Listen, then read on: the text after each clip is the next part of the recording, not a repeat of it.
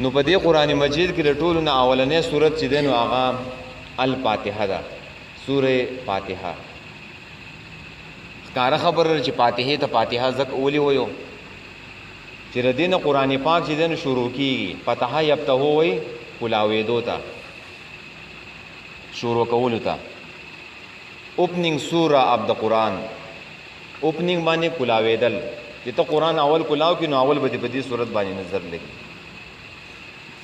نو دا د الله رسول د سویل چې دا دلته راوړی، دا دلته راوړی، دا دلته راوړی. نو په تلاوت په ترتیب سره، په تلاوت په ترتیب سره سوره فاتحه چې ده دا اولنې سورت ده. نزول په ترتیب سره چې ده نو چې نازل شوی سدي دا پاغي بس 5 نمبر سورت ته په نزول کې. د دې نمخ کې سوره علق آیاتونه نازل شوی چې اقرا بسم ربک الذی خلق خلق الانسان من علق، دا آیاتونه نازل شوی دي. ورپسې چې دنو بیا سوره مدثر ابتدایي آیاتونه نازل شوی دي. بیا داغې نه پس سوره مزمل ده، داغې آیاتونه نازل شوی دي. بیا داغې نه پس نون والقلم دا سورت نازل شوی ده، سوره قلم. 5 نمبر سورت چې دنو دا سوره فاتحه ده او مکمل سورت نازل شوی ده، مکملو. او ابن عباس رضی الله تعالی عنہ وایي چې د دې نزول 2 پیره شوی ده، 2 ځله نازل شوی ده. دا ډېر اهمیت د پاره. لکه یو سړی چاته خبره کوي نو خبره وته 2 ځله وکړي چې دا خبره ډېره اهمه ده. دا صورت وایي ځکه 2 ځله نازل شوی، دا صورت ډېر اهم صورت ده. او چې دوانه کرته نازلې دو نو په دوانه کرته کې د دې صورت د نزول سره او یا زره فرشتي چې د نور راغلي دا را کوزي شوی. نو دا په قران مجید کې چې دنو ډېر اهم او عظیم صورت ده چې د دین قران پاک شروع کیږي. او د دې صورت چې دنو نمونه ډېر زیات دي، ډېر زیات نمونه دي. جلال الدین سیوطی رحمه الله په اتقان کې د دې شلونه د بر نمونه چې دنو راوړل، د شلونه د بر نمونه. دا نمونه دا کثرت دلالت کوي چې دا ډېر عظیم او ډېر لوی صورت ده، عظیم صورت ده. دا نمونه ډېر دي. او په عربو کې به چې کم شی د خلکو ډېر خوښ نو هغې له به نمونه ډېرې ښودله. لکه زمری چې دی نو د هر چا خوښ دی. اوس په عربۍ ژبه کې د زمري چې دی نو 5000 نمونه راغلي، 5000. دغه شانتې کې د عربو چې دی نو توره به خوښه وه، د هغې هم ډېر په کثرت سره نمونه دي د تورې. دغه شانتې اس ګوړه دا د عربو ډېر خوښ و، نو د دې چې دی نمونه ډېر زیات دي. نو دغه شانتې کې د فاتحې دا نمونه چې دی نو دا هم ډېر زیات دي. نو مشهور نوم یې چې دی نو الفاتحه دی. دا هم صفتي نوم دی خو اسم عالم تی بیا جوړ شوی دی چې په دې نوم باندې چې دی نو دا مشهور شوی دی. نو یو تا زده کو چې الفاتحه د دې نوم دی، د دې نه چې دی دا سورت شروع کیږي. ورپسې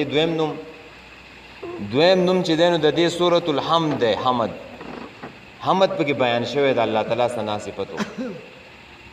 بل نوم چې دی نو د دې شکر دی، سورې شکر. په دې کې د الله تعالی چې دی نو شکر بیان شوی دی. او بل د دې نوم چې دی نو سورۃ الدعاء ده،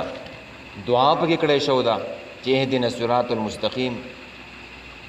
بل د دې سورۃ نوم چې دی نو سورې کنز. کنز وایي خزانې ته، دا د قرآن کریم خزانه ده.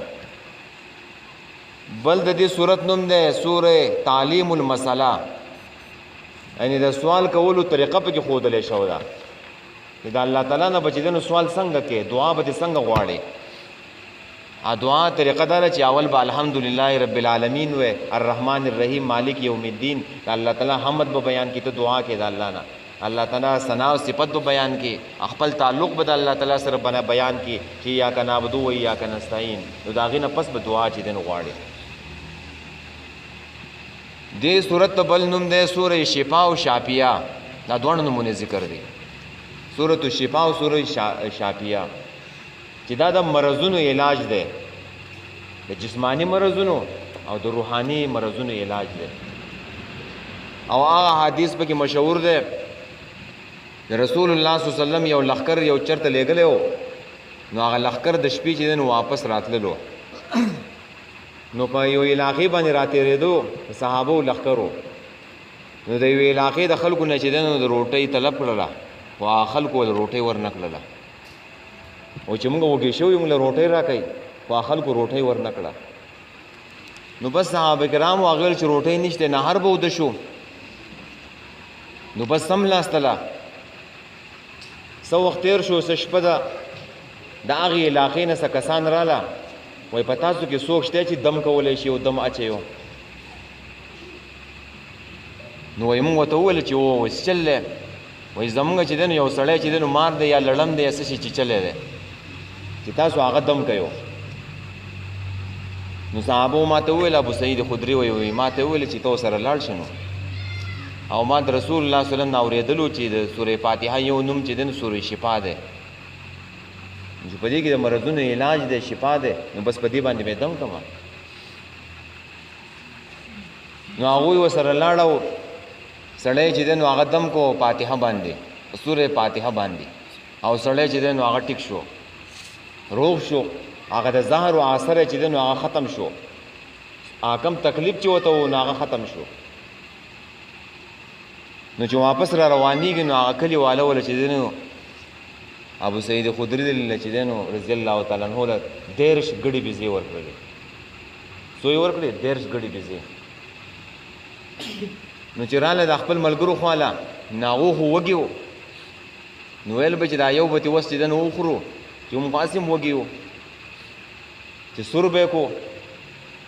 او وبه خورو نو هغه چې دی نو حلال کو ته یو څاروی او بس چې دی نو هغې سور کو په سکرو باندې سور کو په دې سکرو چې څاروی ورته یې دې ته باربیکیو وایو وایي باربیکیو یې کو په دې سکرو چې غوښه څه شی ورته یو نو چې دې وخوړو نو بیا پسې بیا وڅکللې نو بیا یې وویل صحابه کرامو چې یاره دا به چې دی نو جایز و که ناجایز به و دې خوړل به موږ له پکار و که نه و به پکار ځکه دا خو موږ په قرآن باندې چې دی نو دا سړی هم دم کو په قرآن باندې راکړلې او په قرآن باندې هم خوراک وکړو چې دا به جایز وي که نه به جایز وي نو بس ټول په شش و پنج کې و خو دا یې وویله چې زه به نبي علیه صلات وسلام له که زمونږ دپاره دا ناجایز وي جو بس نبي علیه السلام ته به حواله و بیت المال کې به یې ورکړي هغوی ته به څه طریقه راوښیو نو دا لښکر چې دی نو راغی مکې ته راورسېدلو نبي علیه صلات وسلام ته دا واقعه بیان کړله کارګزاري یې بیان کړله تبلیغ والا څه وایي کارګزاري یې بیان کړو نو هغې بیان کړو رسول الله صلی الله علیه وسلم مې تپوس وکړو دغه شانتې کې مونږ سړی دم کړی و او هغه ټیک شوی و هغې مونږ چې دی نو ګډې بېزې راکړلې نو مونږ ته یو چې دی نو خوړلی دی او نورې چې دی نو دا کنډک چې دی نو راسره دی دا م راوستو نو رسول الله صلی الله علیه وسلم ورته وویل چې ټیک عمل هم کړی دی صحیح ده په دې کې څه نشته په دې کې څه نشته چې سړی په دم باندې چې دی نو پیسې واخلي یا پې چې دی نو خوراک وکړي نو چې چېرته بیمار یې نو مولوي صاحب چېرته دمولی نو که ته 13 ګړي بېزې نه شي ورکولی نو د یوې ګړي بېزې قیمت ورکوه نو په دې کې څه ده دا سوره شفا ده سوره شفا په مریض باندې ووایه وځلې پې ووایه که ډېر تکلیف یې وته نو 41 مرتبې ووایه 140 ځله نو مریض به څه کېږي هغه به د الله په حکم سره چې دی نو ټیک کېږي زموږ خلکو به د دوايانو په دې ګولو باندې چې دی نو یقین شته دی او په دې قرآن او په دې دم باندې یقین نشته نو چې صحیح یقین دی پې بیا چې دی نو اثر کوي او قرآن کې اثر دی دې کې شفا ده ظاهري جسمونو هم شفا ده او د روحاني امراضو چې دی نو هم شفا ده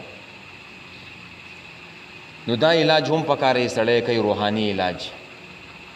الله تعالی بیماری هم چې دی نو نازلی و خو د هغې د علاج طریقې چې دی نو هم ته راښولي نو یو نوم یې څه شو سوره الشفا او شافیه بل نوم د دې صورت چې دی نو سوره کافیه کافیه ورته ځکه وایي چې دا له نورو صورتونو نه چې دی نو کافي کېږي لکه اوس سړی په مانځه باندې ولاړ دی او قرآن یې شروع کو فاتحه یې ونه ویله د الف لام میم ذالک الکتاب نه شروع کو د من الجنة والناس پورې وویلو نو دا مونځ وشو که ونه شو دا مونځ ونه شو ولې دې پکې اهم صورت نه دی ویلی سوره فاتحه وس کته دا فاتحه صرف وې او بل یو سورت هم ونه وې نو دا د ټولو سورتونو نه کافي کېږي نو ستا مونځ په دې باندې کېږي دې ته وایي واپیا د وفا نه دی چې دا چې نو خلک پوره وایو تا به چېرې څوک داسې نه لیدلی چې په مانځه کې یا یې هسې چې دی نو فاتحه نیمګړې ویلي دا خلک څه کوي دا خلک چې دی نو پوره وایو نو سورې دې ته بل چې دی نو نوم وایي سورې ام الکتاب ام الکتاب ام وایي مور ته یعنې د کتاب مور مرجع د کتاب ام القرآ ورته هم وایو ام القرآن ام القرآ خو چې دی نو د کلو مور چې دی نو مکه ده چې د مکې نه چې دی نو دا نور کلي او د آبادیانې چې دی نو جوړې شوي دي خو سورې فاتحې ته ام القرآن وایو او خلاصه د قرآن چې ټول نچوړ چې دی نو په دې سورې فاتحه کې د قرآن د معنی په لحاظ سره او دې صورت ته وایي سبع مثانی ولقد آتیناک سبع مثانی مونږ تعالی درکو سبع مثانی والقرآن العظیم او قرآن عظیم ته هم ویل شوی دی سبع مثانی هغې آیات هغې صورت ته و چې پای کې اووه آیاتونه او بار بار چې دنو دهراویږي خلک یې بار بار وایو بل نوم د دې دی سورې صلا صلا یعنې په هر مانځه کې چې دنو ویلی کېږي بل نوم د دې دی سورې فاتحة الکتاب چې کتاب شروع چې دی نو هغه د دې نه کېږي دا تقریبا ډېر شي نومونه شو د نومونو دا کثرت دلالت کوي په دې باندې چې دا ډېر عظیم او ډېر لوی صورت دی د نورو صورتونو چې دی نو یو نومي یا دو نومونه یا درې د دې نه زیات نه او د فاتحې چې دی نو دومره ګڼ نومونه چې دی نو هغه ذکر شو نو د دې نه پته ولګېدله چې دا ډېر عظیم صورت دی